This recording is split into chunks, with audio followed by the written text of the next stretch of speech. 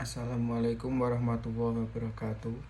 Perkenalkan, nama saya Ahmad Farid Atmam Al-Faruqi, NIM 2020202187, kelas H, Fakultas Hukum. Di sini saya akan menjelaskan tentang hukum administrasi negara. Pengertian: istilah administrasi berasal dari bahasa Latin yaitu administrat, yang artinya setiap penyusunan keterangan yang dilakukan secara tertulis dan sistematis dengan maksud untuk mendapatkan suatu ikhtisar keterangan dalam keseluruhan dalam hubungannya satu dengan yang lain. Menurut Oppenheim, beliau mengatakan bahwa hukum administrasi negara adalah sebagai suatu ketentuan-ketentuan yang mengikat badan-badan yang tinggi maupun rendah apabila badan-badan itu menggunakan wewenangnya yang telah diberikan kepadanya oleh hukum tata negara. Secara ringkas, hukum administrasi negara adalah hukum mengenai pemerintah atau eksekutif, kedudukannya, tugas-tugasnya, fungsi dan wewenangnya sebagai administrator negara. Sumber hukum administrasi negara. Sumber hukum adalah segala sesuatu yang menimbulkan aturan hukum dan ditentukan aturan hukum itu. Sumber hukum dikenal dua macam, yaitu A.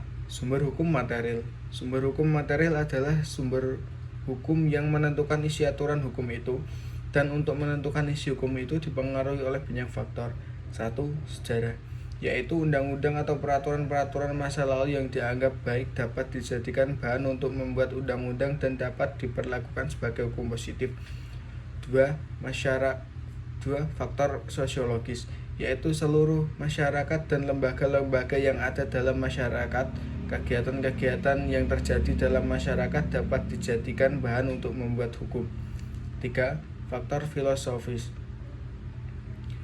yaitu ukuran untuk menentukan aturan itu bersifat adil atau tidak, dan sejauh mana aturan itu ditaati oleh warga masyarakat atau mengapa masyarakat menaati aturan itu. B. Sumber hukum formil, yaitu kaidah hukum dilihat dari segi bentuk.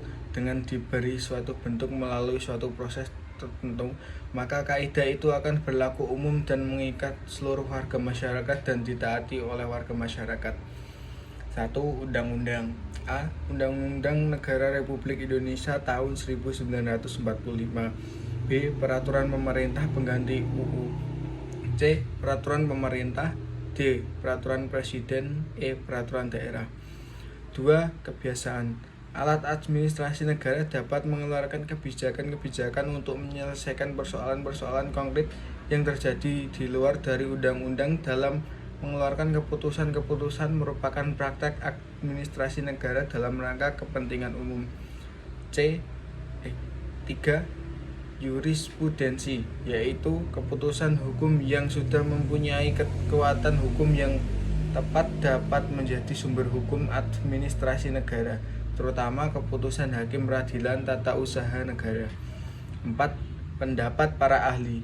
Pendapat para ahli, terutama teori-teori yang baru mengenai pelaksanaan hukum administrasi negara, dapat dijadikan sumber hukum administrasi negara. Kegiatan-kegiatan administrasi negara. 1. Penetapan. Syarat utama bagi suatu penetapan adalah bahwa tindak hukum atau perbuatan hukum tersebut harus sepihak dan harus bersifat administrasi negara. Artinya, realisasi daripada suatu kehendak atau ketentuan undang-undang secara nyata, kasual, dan individual. 2. Rencana. Dari aspek hukum administrasi negara, rencana didefinisikan sebagai seperangkat tindakan-tindakan yang terpadu dengan tujuan agar supaya terciptalah suatu keadaan yang tertib bila mana tindakan-tindakan tersebut telah direalisasikan. 3. Panormaan jabatan. Suatu perbuatan hukum daripada penguasa administrasi negara untuk membuat suatu ketentuan undang-undang mempunyai isi yang konkret dan praktis dan dapat diterapkan menurut keadaan, waktu, dan tempat. 4. Legislasi semu. Penciptaan daripada aturan-aturan hukum oleh pejabat administrasi negara yang berwenang, yang sebenarnya dimaksudkan sebagai garis pedoman pelaksanaan kebijakan untuk menjalankan suatu ketentuan undang-undang akan tetapi dipublikasikan secara luas.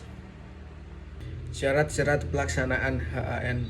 1. Efektivitas. Kegiatan harus mengenai sasaran atau tujuan yang telah ditetapkan atau direncanakan. 2. Legitimasi. Kegiatan administrasi negara jangan sampai menimbulkan keributan oleh karena tidak dapat diterima oleh masyarakat setempat atau lingkungan yang bersangkutan. 3. Legalitas. Setiap perbuatan atau keputusan administrasi negara harus berdasarkan undang-undang. 4. Moralitas. Moral dan etika umum maupun kedinasan wajib dijunjung tinggi. Freies Ermessen. Secara bahasa Freies Ermessen, frei artinya bebas, merdeka, tidak terikat. Ermessen menilai, mempertimbangkan sesuatu. Artinya kepada administrasi negara diberikan kebebasan untuk bertindak atas inisiatif sendiri, melakukan perbuatan-perbuatan guna menyelesaikan persoalan yang mendesak dengan cepat guna kepentingan umum atau kesejahteraan umum. Jadi, Freies Ermessen bertujuan untuk kesejahteraan umum yang merupakan suatu keputusan administrasi negara untuk mencapai suatu tujuan atau sasaran dan berbeda dengan keputusan hakim yang bertujuan menyelesaikan suatu sengketa sesuai dengan aturan hukum yang berlaku. Freies Ermessen ini tidak boleh digunakan tanpa batas dan tidak boleh disalahgunakan. Untuk itu unsur-unsur Freies Ermessen adalah: 1. Dilakukan untuk kepentingan umum atau kesejahteraan umum. 2. Dilakukan atas inisiatif administrasi negara itu sendiri. 3. Untuk menyelesaikan masalah konkret dengan cepat yang timbul secara tiba-tiba. 4. Tindakan itu dimungkinkan oleh hukum. Contoh, polisi lalu lintas menyelesaikan masalah kemacetan lalu lintas dengan mengalihkan atau mengatur kendaraan melanggar rambu lalu lintas. Détournement de pouvoir. Suatu perbuatan dari aparatur negara atau alat perlengkapan negara yang menggunakan wewenang yang ada padanya tidak sesuai dengan aturan hukum yang memberikan dasar kewenangan itu padanya. Contoh dari Profesor Dr. Sudargo Gautama SH, di mana beliau mengemukakan, penguasa menolak memberikan bantuan memberi surat izin mendirikan bangunan sebelum yang meminta izin itu menyerahkan dulu secara sukarela sebidang tanah kepada pemerintah kota. Asas-asas pelaksanaan pemerintah yang baik. 1. Asas kepastian hukum. Asas dalam negara hukum yang mengutamakan landasan peraturan perundang-undangan, kepatuhan, dan keadilan dalam setiap kebijakan penyelenggaraan negara. 2. Asas tertib penyelenggaraan negara, yaitu menjadi landasan keteraturan, keserasian, keseimbangan dalam pengabdian penyelenggaraan negara. 3. Asas kepentingan hukum, yaitu asas yang mendahulukan kesejahteraan umum dengan cara aspiratif, akomodatif, dan kolektif. 4. Asas keterbukaan, asas yang membuka diri terhadap hak masyarakat untuk memperoleh informasi yang benar, jujur, dan tidak diskriminatif tentang penyelenggaraan negara dengan tetap memperhatikan perlindungan atas hak asasi pribadi, golongan, dan rahasia negara. 5.